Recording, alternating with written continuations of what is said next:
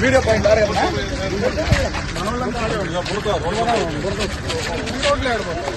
అక్కడ పోయి రైట్ గేట్కి వెళ్తాం.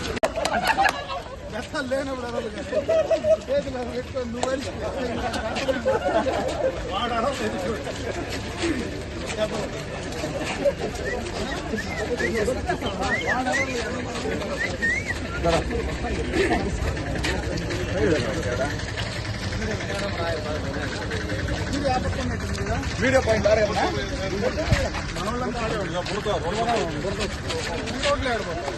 అక్కడ పోయి రైట్ గేట్కి వెళ్తాం.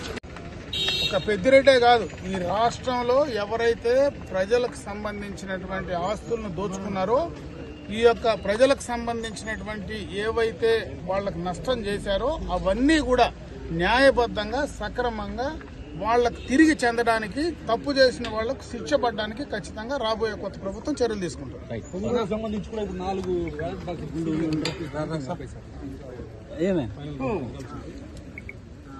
పుంగనూరు ఎన్నికలకు ముందు నుంచి కూడా మనం చూస్తున్నాం. 2019 నుంచి అక్కడ ప్రజాస్వామ్యమే లేదు. ప్రజాస్వామ్యము లేనటువంటి నియోజకవర్గాలు ఏదైనా ఈ రాష్ట్రంలో ఉన్నాయంటే జిల్లాలో పుంగనూరు కూడా మనం చెప్పుకోవచ్చు. ఆ రకమైనటువంటి పరిస్థితి ఈ రోజు అది ఉంది. కాబట్టి గతంలో ఎప్పుడు కూడా ఎన్నికల్లో పోటీ చేసేటువంటి పరిస్థితి కూడా వాళ్లకు ఎన్నికల్లో పోటీ చేసినా ఓట్లు వేసినటువంటి పరిస్థితి కూడా లేదు.